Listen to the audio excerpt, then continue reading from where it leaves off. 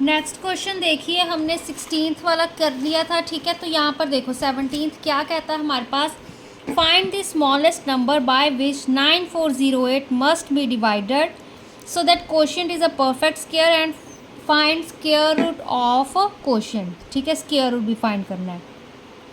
9408 देखो क्या एक नंबर दिया हुआ है, हमें एक उस छोटा नंबर फाइंड करना है जिसके साथ हम इसको डिवाइड कर पाएँ, ठीक है ना।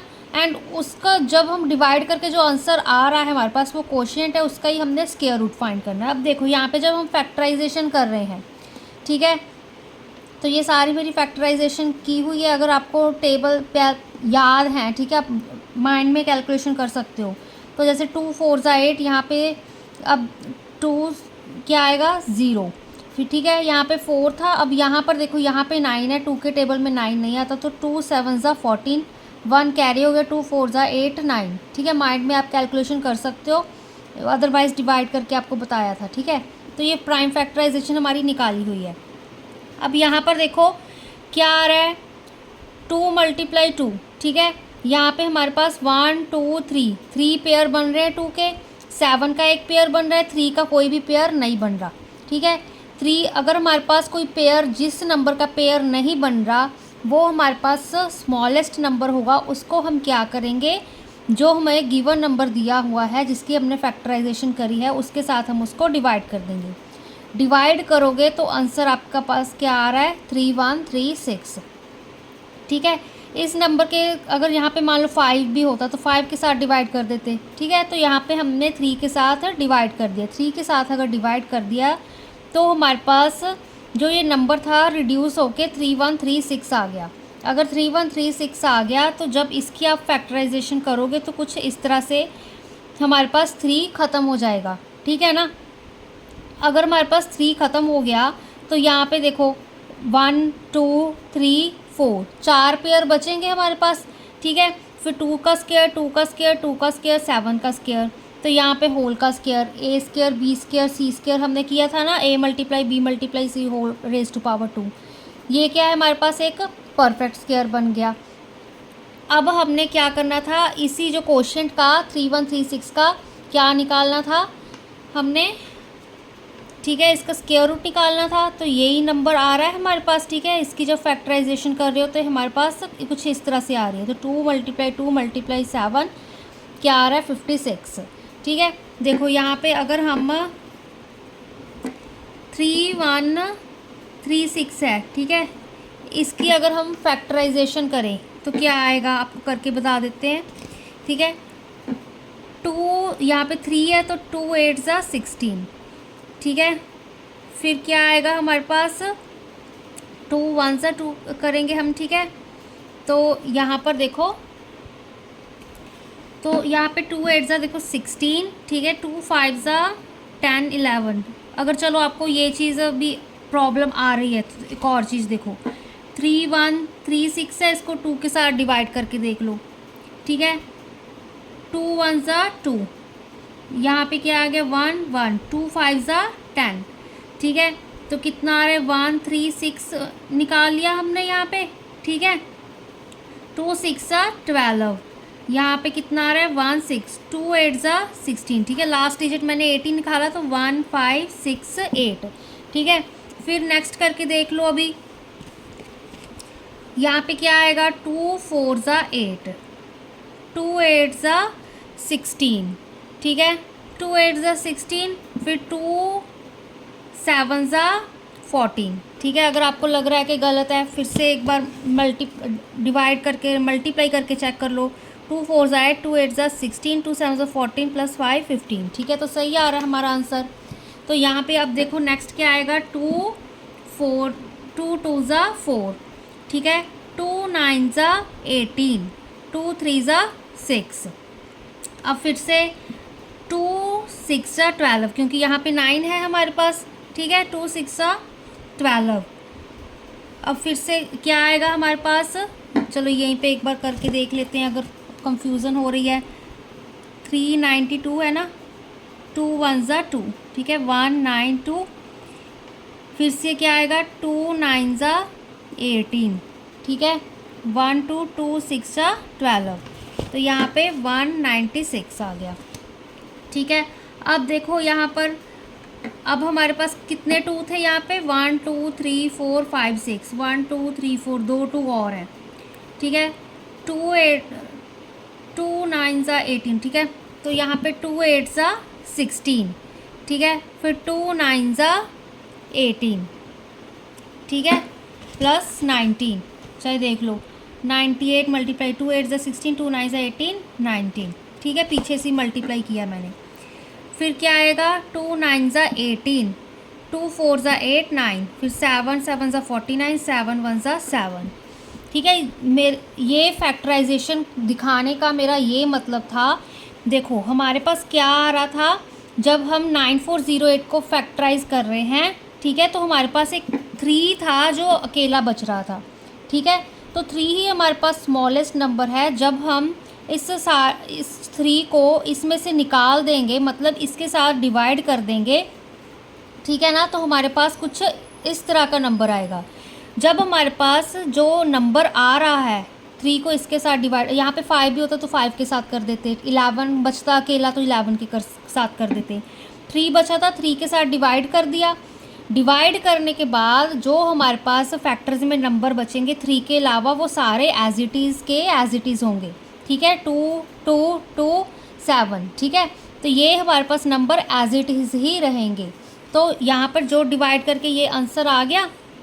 ठीक है, तो उसको हमने फैक्टर्स को इस तरह से लिख दिया। एक ही चीज़ याद रखनी है, जो भी हमारे पास नंबर अकेला बचेगा, ठीक है, वो हमारे पास स्मॉलेस्ट नंबर होगा, उसको हम डिवाइड कर देंगे।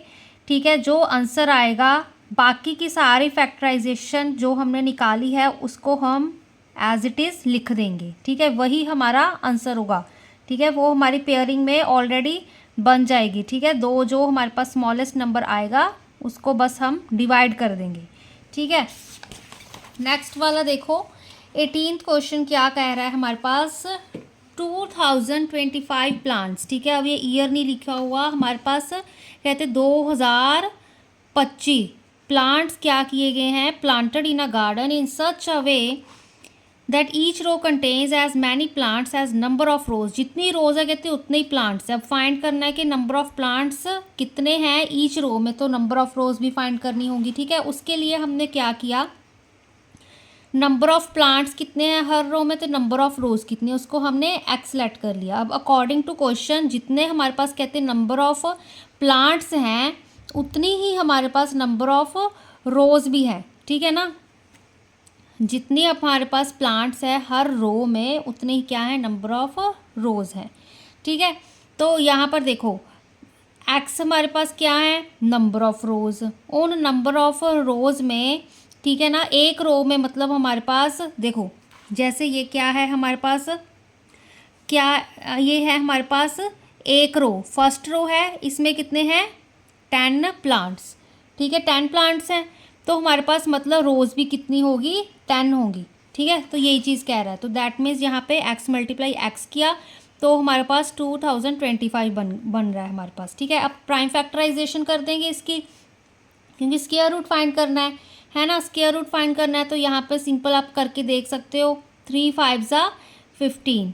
ठीक है, 3 2 ज़ा 6 प्लस 1 7, यहाँ पे 3 6 ज़ा 18, 19 20, यहाँ पे 0 आ जाएगा हमारे पास। ठीक है ना, डिवाइड मल्टीप्लाई करके देखोगे तो आ जाएगा। ठीक है, तो इसके जो फैक्टर्स बनेंगे सीधा वो देखते हैं। ठीक है, यहाँ पे देखो 1 2 3, अब ये हमारे पास क्या है, प्रॉपर फैक्टर बन रहे हैं, पेयरिंग्स बन रही हैं। तो इसको हम किस तरह से लिख सकते हैं, 3 का स्क्वायर 3 का स्क्वायर 5 का स्क्वायर, 3 मल्टीप्लाई 5 उसकी होल पावर 2, स्क्वायर रूट ले लिया, 2 से ये स्क्वायर रूट कैंसिल हो गया, तो क्या बचा 3 3 5, 3 3 ज़ा 9, 9 5 ज़ा 45। तो क्या आ रहा है हमारे पास, नंबर ऑफ रोज थे, number of plants in each row are 45। Number of rows हमारे पास 45 है। ठीक है, नंबर ऑफ रोज कितनी है, 1 से लेके 45 तक।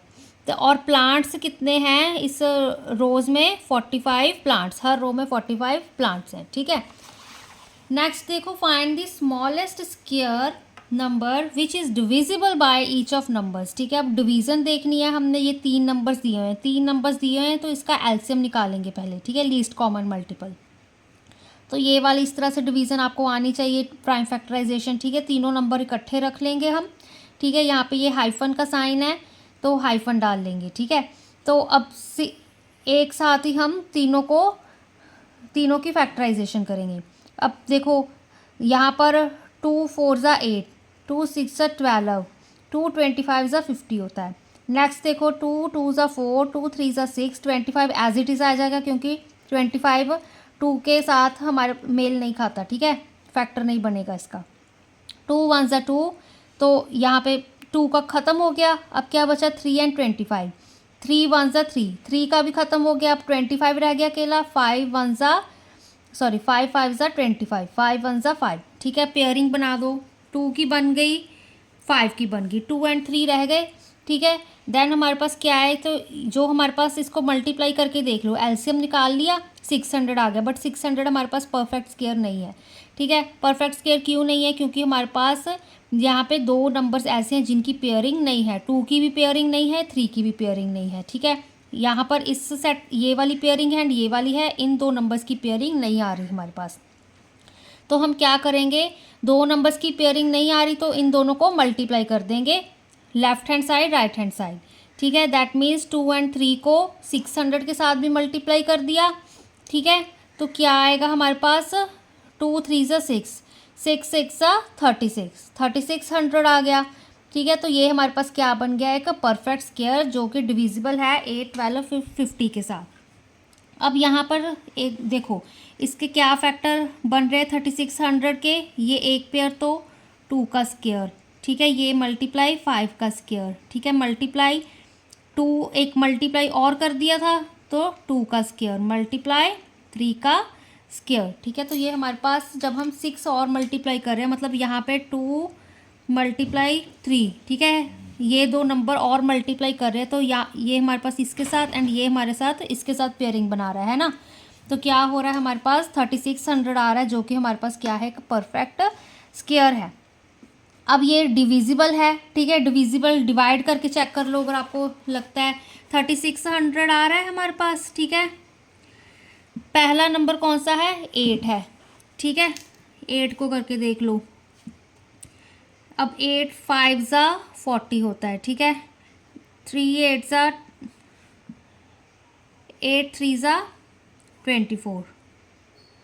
ठीक है, तो यहाँ पे अब कितना आ जाएगा, अब हमारे पास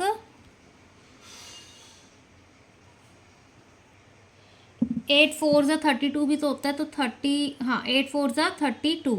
ठीक है, तो सब्ट्रैक्ट किया, कितना बचा यहाँ पे 4 0 0।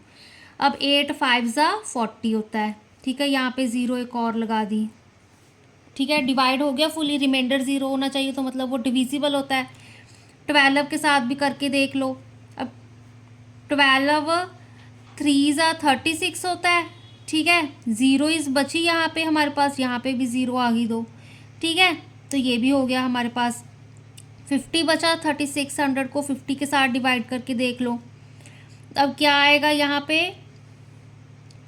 5 8 ज़ा 40 होता है। ठीक है, 5 7 ज़ा 50 है ना, तो 50 7 ज़ा 350 लिख दिया यहाँ पे हमने। तो यहाँ पे 1 0 0, 50 2 ज़ा 100 होता है। ठीक है, क्योंकि 2 5 ज़ा 10, रिमाइंडर 0 आ गया। ठीक है, तीनों डिवाइड हो गए हमारे पास। तो क्या है हमारे पास 3600 क्या है, एक परफेक्ट स्क्वायर है जो कि डिविजिबल है 8 12 50 के साथ। ठीक है, नेक्स्ट वीडियो में हम इसकी एक्सरसाइज स्टार्ट करेंगे।